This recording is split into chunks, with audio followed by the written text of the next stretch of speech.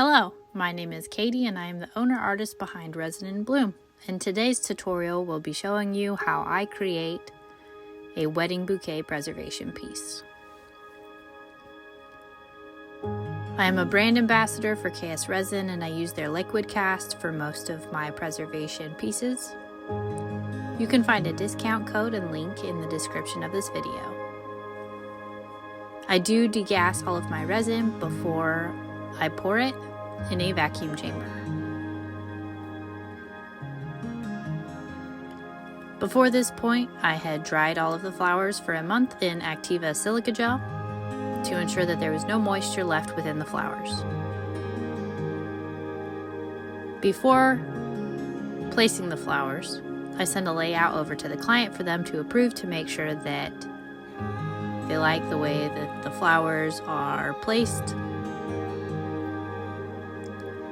and to see if there are any adjustments that need to be made, like adding a background or making sure that there are specific flowers used or not used within the piece.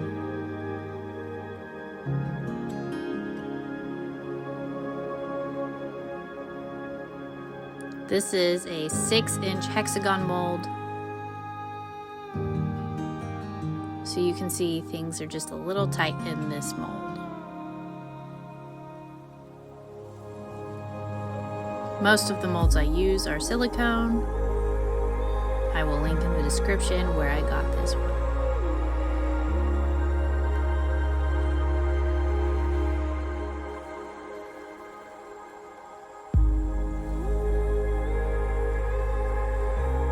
I always pour a layer under the layer that I place the flowers in to make sure that there's nothing sticking out the back of the pieces.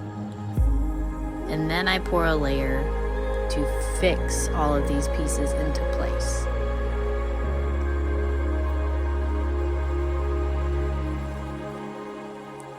Sometimes on the later layers, I will have to adjust or add different flowers to fill in a few gaps. But I usually try to get it on the first try.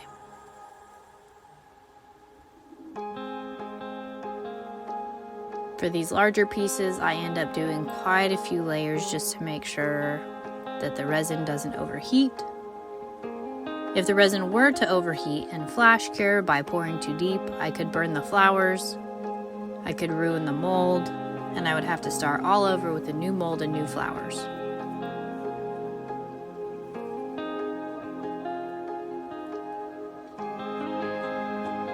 Due to my schedule, there's 24 hours between each layer. You can see that I pour really slow.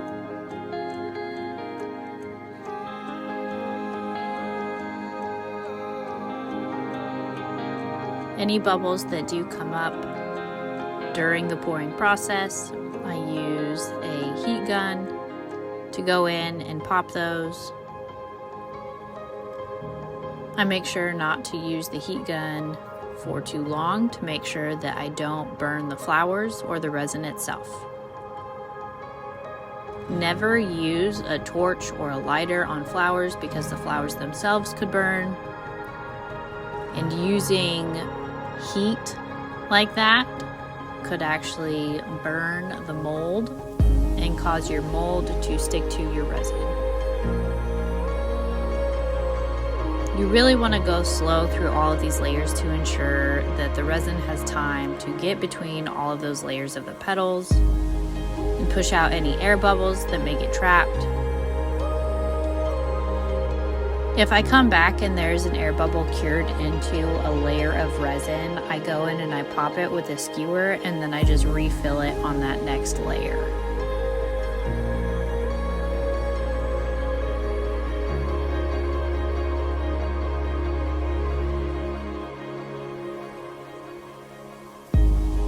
As you can see, we are working with quite a few layers on this one. This one ended up being about 4 inches deep, which is pretty average for a full-size rose.